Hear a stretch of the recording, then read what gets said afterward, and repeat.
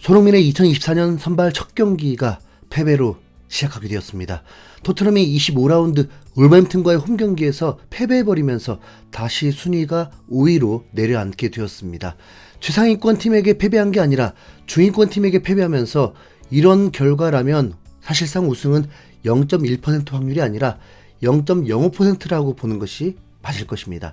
같은 날 리버풀은 브렌트포드 원정 경기에서 4대1 대승을 거둬버리면서 선두를 유지하게 되었고, 아스날도 번리를 상대로 5골을 퍼부으면서 대승을 거뒀고, 아스톤 빌라도 승리하면서 토트넘이 상위권 팀들과 승리 템포를 같이 가지 못했습니다. 이걸 다행이라고 해야 할지 모르겠지만 맨시티가 중위권 팀에게 홈에서 1대1 무승부를 거둬버리면서 일격을 당했다고 봐야죠. 승점을 1점밖에 챙기지 못했고, 이렇게 되면 리버풀에게 단독 1위를 내주게 된 것입니다. 맨시티는 리그 3위까지 떨어진 상황입니다. 그리고 중위권 팀에게 홈에서 한 골 넣고 비기는 팀이라면 앞으로 남은 경기에서 전승은 어려운 팀이라고 보는 게 맞겠죠. 그 중위권 팀은 바로 첼시였습니다. 맨시티의 강한 포체티노 감독, 그리고 첼시에는 맨시티에게 복수가 간절한 스털링이 있는데, 스털링이 선제골을 넣으면서 맨시티에 제대로 찬물을 끼얹었습니다. 전반 42분에 맨시티의 유일한 약점 뒷공간이 뚫리면서 첼시에게 기회가 왔고, 소름 돋는 정확한 크로스가 스털링에게 배달되면서 스털링이 박스 안에서 마무리를 했습니다. 첼시가 승리까지 했다면 더 좋았겠지만 후반 82분 세컨볼이 흘러나온 걸 로드리가 그대로 100km 넘는 강력한 슈팅으로 골망을 찢으면서 맨시티가 기어코 동점골을 넣어버렸습니다. 첼시는 사실상 운이 좋았다고 봐야 합니다. 맨시티가 31개의 슈팅을 퍼붓고 70% 이상의 점유율로 경기를 지배하고도 1대1 무승부를 기록한 거니까요. 보세요.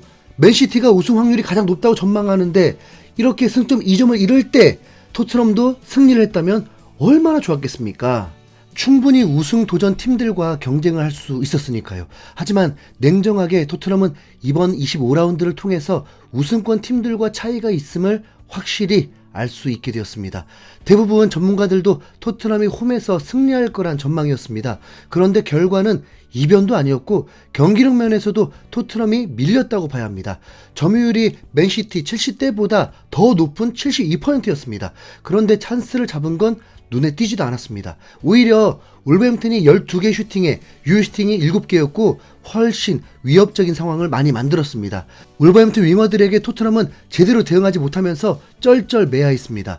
토트넘은 코너킥 10개와 프리킥 기회에서도 전혀 영향력 없는 크로스만 나올 뿐이었습니다. 울버햄튼은 전술대로 계산대로 경기가 술술 풀렸고, 내려앉으면 토트넘은 힘을 못 썼고 역습은 제대로 당하면서 울버햄튼 득점 기회가 더 많았습니다. 또한 토트넘은 홈에서 강한 팀이라고 볼 수 없습니다.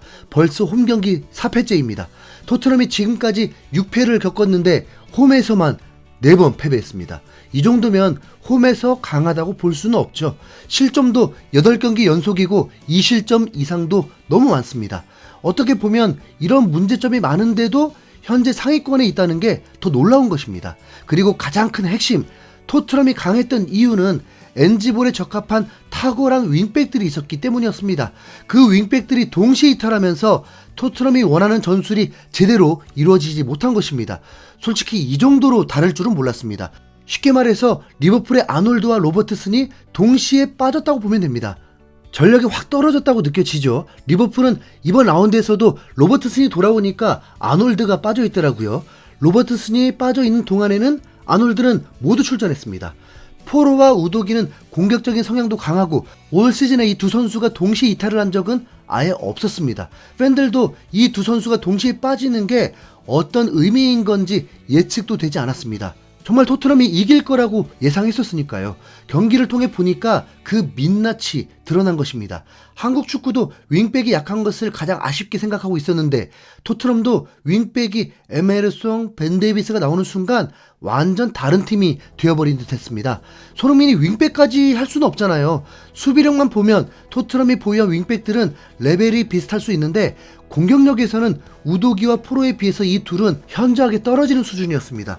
분명 알고는 있었는데 이렇게 동시에 이탈하고 나니까 제대로 눈에 보인 겁니다. 우도기와 포로는 측면으로만 움직이는 게 아니라 필요에 따라서 중앙으로 들어와서 미드필더 같은 역할로 중원에 힘을 보태고 거의 공격수와 다름없는 활약도 해주었습니다. 특히 상대가 내려앉았을 때는 NG볼의 윙백이 더 중요합니다. 아예 제대로 된 공격수 2명이 투입된 거나 다름없으니까요. 하지만 벤 데이비스는 NG볼에 전혀 맞지 않은 플레이, 냉정하게 벤 데이비스 스타일에 맞지 않다 보니까 역부족이었습니다. 그래서 오히려 손흥민, 메디슨의 영향력까지 떨어져 버렸죠. 우도기가 부상으로 이탈한 적이 있을 때 포로는 항상 출전했었습니다. 어쩌면 NG 감독도 선수들의 차이를 인정했다면 전술적 변화가 필요할 수도 있었을 텐데 아시잖아요. NG 감독은 그런 적이 없습니다. 로메로 반더벤이 동시에 빠져도 그래도 포백 선택이었고 손흥민이 빠져도 그냥 끼워 맞춰 넣었습니다. 포스테코글루 감독은 잘 시작하지 못했고 전반전이 좋지 못했다. 우리가 가진 기회를 활용하지 못했다. 후반전에는 상대를 수비 진영에 몰아넣고 득점 기회를 더 만들었다. 냉정하게 몰아넣은 게 아니라 울버햄튼의 작전이었죠. 오늘 상대 역습에 2-3개 결정적인 실점 위기를 내줬는데 울버햄튼을 상대한다면 일어나는 일이다. 우린 여전히 만들어가는 팀이다. 이번 시즌 우리 팀의 수비는 훌륭할 때가 많았다고 생각한다. 모든 면에서 더 발전하겠다. 우리가 원하는 대로 경기를 지배하려면 시작부터 공격적으로 나가서 상대를 물러나게 만들어야 한다라고 했습니다. 토트넘은 시작부터 공격적으로 나가긴 했습니다. 1분도 안 돼서 위협적인 순간도 만들었죠. 코너킥이 주어졌을 때 그 킥은 전혀 위협적이지 못했습니다. 세트피스 문제가 키커 문제인지 약속된 플레이 문제인지는 좀 애매합니다. 토트넘의 선제 실점은 바로 코너킥이었습니다. 울버햄튼에게 자신감을 불어넣기에 충분하죠. 반면에 강팀이라고 한 토트넘은 10개의 코너킥이 아무 영향력이 없었습니다. 그리고 냉정하게 손흥민은 세트피스 때 박스 안에서 히샬리송보다 영향력이 적습니다. 솔직히 거기 있을 이유가 없습니다. 손흥민이 텐텐을 2년 연속 기록한 적이 있죠. 이때 손흥민이 킥 전담이었습니다. 손흥민은 이미 월드클래스 킥력을 보여주었고 아시안컵에서도 프리킥이 매우 날카로웠습니다. 벽만 맞추는 누구와 다르다는 겁니다. 코너킥도 빠르면서도 휘어들어가고 정확하기까지 합니다. 메디슨이 킥력이 더 정확한지는 솔직히 전혀 모르겠습니다. 손흥민이 킥을 전담하는 게 훨씬 득점 확률이 높아 보이는데 저만 그렇게 생각하나요? 손흥민은 도움이 올 시즌 리그 10위에 해당하는 6개입니다. 포로 7개 다음으로 팀에서 가장 많습니다. 보세요, 포로. 리그에서 득점은 없지만 어시스트가 7개나 됩니다. 와, 포로가 그립네요. 우선 우도기와 포로는 다음 경기에서 출전이 가능합니다. 그렇다면 다시 토트넘의 강한 공격력을 볼 수 있을 것입니다. 문제는 이제 2주 동안 토트넘 경기가 없다는 건데 그 사이 카라바오컵, FA컵, 리그, 유럽 대항전 경기가 다 있는데도 토트넘만 유일하게 경기가 없게 됩니다. 아, 민망하여라. 첼시가 카라바오컵 결승전을 치르게 되면서 토트넘과의 경기가 연기되어 버렸기 때문입니다. 이거 무슨 재미로 2주를 버티죠? 손흥민은 경기 후 인터뷰에서 패배도 받아들일 줄 알아야 한다면서 더 많은 책임감을 보여주겠다고 했습니다. 에이, 그건 아니다 좀. 더 이상의 책임감을 어떻게 보이나요? 책임감 하나만 봐도 이미 100점인데 굳이 책임감 가질 거면 팀을 위해서 욕심내서 킥 전담해 주세요.